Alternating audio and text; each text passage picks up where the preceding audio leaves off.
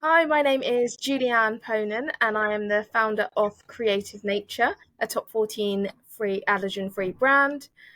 And I am allergic to peanuts, tree nuts, chickpeas, lentils, sesame, poppy seeds, medication, and many more things.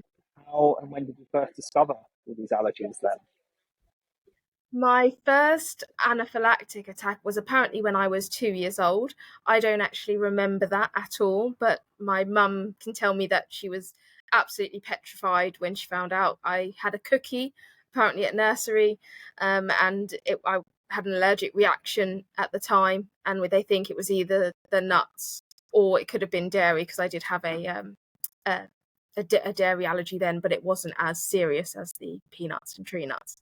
So yeah, after that point, then I went through multiple testings, from skin prick tests to blood tests, everything, and then found out as I went along I was allergic to a lot more things.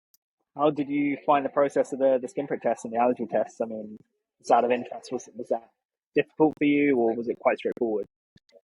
It wasn't enjoyable when I was really young. Like I can probably remember the first ones when I was about 4 or 5. I didn't enjoy them. I obviously had ones before that, as I had eczema as well.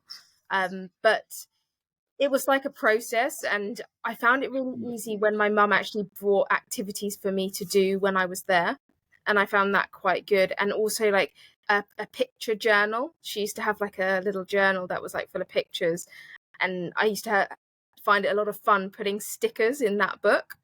And I would get a new sticker every time, and that was quite enjoyable. So I think it's important when you're going through those tests, maybe have a distraction alongside. And even when I grew up, I always have, if I have to go for a allergy test, I've got one coming up actually for amoxicillin for some reason, and I'm going to be setting a little treat aside so that I can look forward to it. We never grow up, That's really. lovely. No, no, literally, no. Um, okay, cool. And I'm aware you've had quite a few serious allergic reactions in your life. Would you mind talking me through a time where you experienced anaphylaxis, what it felt like, and then a time where you actually used an adrenaline pen and your feelings around Yeah, so there's been quite a few times where I've had anaphylaxis and or a very severe allergy and not used the EpiPen and managed to bring it down with antihistamine and uh, in the hospital.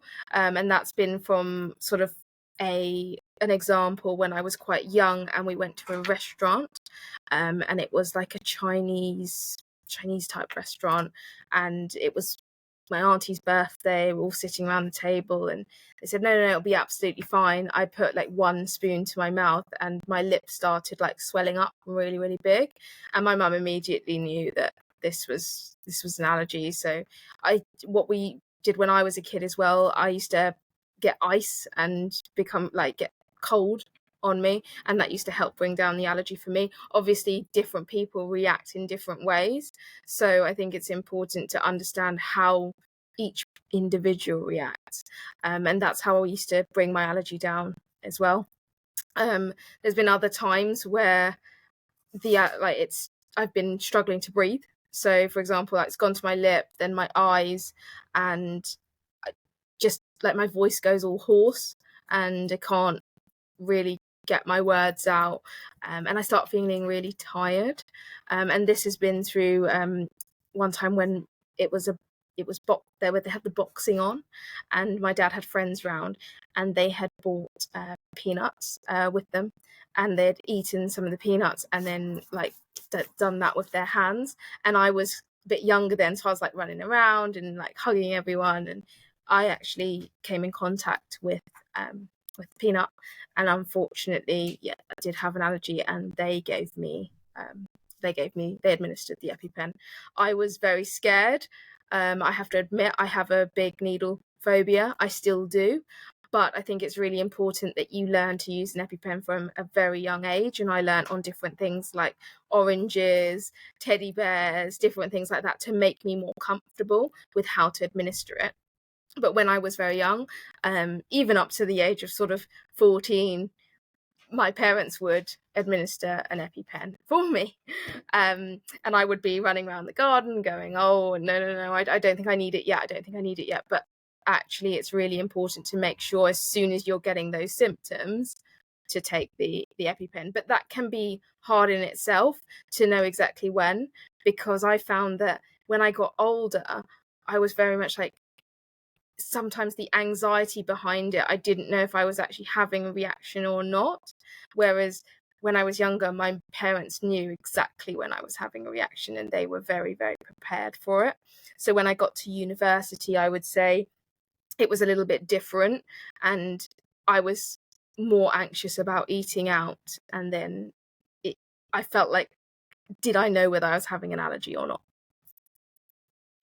There's so much placebo, right? Like so many placebo feelings around symptoms and hesitation. Is it bad enough reaction? Should I be using the adrenaline?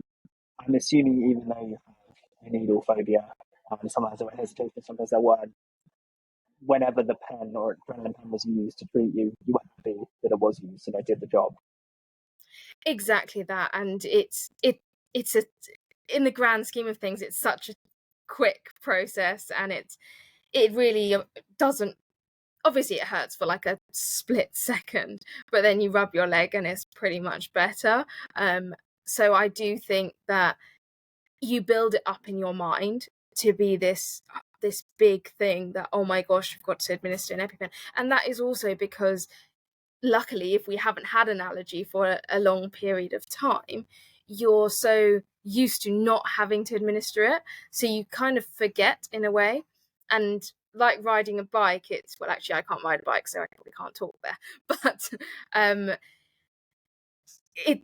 it's that sort of feeling of, am I doing it correctly? And when you're in such a panic, when you're actually having an allergic reaction, it's something you don't really think about. It sort of comes naturally of like, right, I've got to take the blue safety cap off, I've got to press it against my leg and hold it there, and it comes naturally. But it's getting to that point, and I think in our minds we make it quite difficult for ourselves, and we put these barriers up to be able to take an EpiPen. And I think that's why that stigma needs to be broken down, and everyone needs to learn how to use an EpiPen, because if everyone did learn, it would be so much easier, and it would also help people with allergies know that other people around them can administer an EpiPen too. I think there's such a broad conversation around adrenaline pens and allergies in general, but you're so right. If everyone knew how to use it, if everyone knew what it actually is, what it does, why you should use it, and what happens after, I think it's part of the reason why I want to do these interviews, to show that even people like yourself that have a massive fear, once it's done, of course you're thankful it's done, and of course it does the job, because that's what it's designed for. And just creating as much awareness about that as possible, so that when and if that ever does happen, people feel prepared to use it.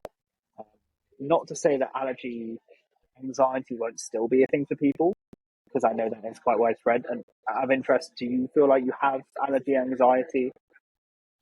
I think to a certain extent I do. I'm more probably, I've got the phobia of the needle, and that's from blood tests to any type of needle. I think the allergy itself, I'm more scared in certain situations. So, for example, travel for me is one of the situations I do feel more anxious than, for example, going to an event where other people I've spoken to in the past actually feel really anxious just to go to an event, say in London, and be around food and eat at an event, whereas I feel more safe in that environment, and I feel like I can control it, I can prepare, I can take my own food. There are so many different parameters I can control, whereas getting on board a flight, I can't control getting off that flight.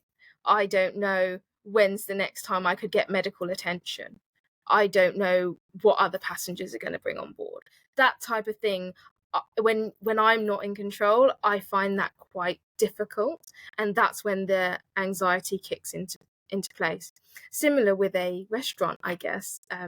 When you eat out and you have an amazing server that understands your allergy or has allergies themselves, and then relays that back to the kitchen, and the kitchen's really understanding, the chef comes out or speaks to you, you suddenly feel a lot safer in that environment, and that anxiety just lifts. However, if you go to another restaurant and they have a sign out saying, you cannot eat here if you have allergies, or we cannot cater for you, or things like, I don't know if that has peanuts in, I don't know if that has tree nuts in, suddenly that anxiety comes and you can't let it go. And that's when I decide, actually it's better to walk away than worry about that so much, because it's something I can't control, so it's better to remove myself from that situation.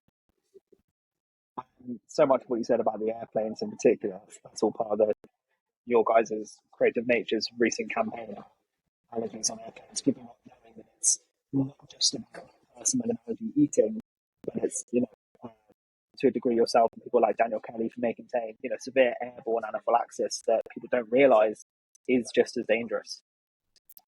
Definitely, and I think we decided to choose to do a hard-hitting campaign because we wanted not just the airlines to like look at changing their ways, but mainly passengers. We wanted to get the emotional buy-in from people that don't have allergies and get them to understand how difficult it is sometimes to fly with an allergy. And it's not to say nut allergies, peanut and tree nut allergies are more important than any other. It's more, this is the starting point. This is how we can really get people to change their mindset. And we've had thousands of people write in, say, oh my gosh, I didn't even realize that I could harm someone. And for that, if we've just changed one person to think before they snack on board, or just ask the person next to them, do you have an allergy? That's such a huge accomplishment for me, but the company in general. And I think this will help people who have allergies so much in the next generation to come. And I think if we educate from primary level, we're only going to get a generation that's kinder, less anxious, and more inclusive going forward. Yeah, it's funny you say that, because literally my mum was on the train 2 days ago to go see my cousin's graduation or something, and because she knows so much about what I do with kids, she's aware of airborne anaphylaxis, even though I don't have it, but she's aware. And she had like a nut bar, and she said she was literally so hungry, but so cautious of airborne anaphylaxis that she was literally like nibbling on it, then hiding it away, and then just, even though if someone around her had it, they would have said right next to her, because there are plenty of people that she was looking at. She was being very, very considerate, and a train is taken to a plane. But it's just because she knows, and it's a simple level of awareness and understanding that most people do not have. So you that conversation, but is that the one thing that you wish more people knew about allergy then, the severity of it, or is there something else? I think the severity is key, but it's more understanding what it's actually like to live with allergies. When you're at school, for example, and you have to, like before I used to have to sit on a separate table. I just don't think that should be the case. Like, it should be more inclusive, and there are multiple children with allergies now. I think it's 1 in every 12 children, which results in like nearly 2 in every classroom, and 30% of those have multiple allergies. So there needs to be some sort of education in schools. So I am a big advocate of that we need more children in school to understand allergies. And it's why I did a sort of a allergy assembly campaign, where it's for primary school children to understand safe eating habits. What are the top 14? Like, what does an allergic reaction look like? How can they tell if their friend has one? How do they help their friend? Do they go and get the teacher? Do they know that their friend has an EpiPen? And yes, they wouldn't be using it on their friend, but how does their friend need, like, why does their friend need that, and in what time frame as well? Because this can all save a life. Like, if you are in the playground and your teacher's inside and you've come in contact with an allergen, you're relying on your friends to get a teacher, to get a member of staff. And if they don't know, and if they've just thought they've hurt themselves or they're feeling unwell, they don't always understand the severity of an allergy. And I do think children are so susceptible to being able to learn very quickly and help each other. So I think if we teach them from that level, suddenly it becomes a different ball game when we go to secondary school and university, because they've already got the grounding that they need. Instead of showcasing it in a humorous and completely incorrect light in media, film, TV, radio, whatever, actually starting from bottom down, correct educational awareness so that people feel prepared from the get-go. Yeah, couldn't agree more.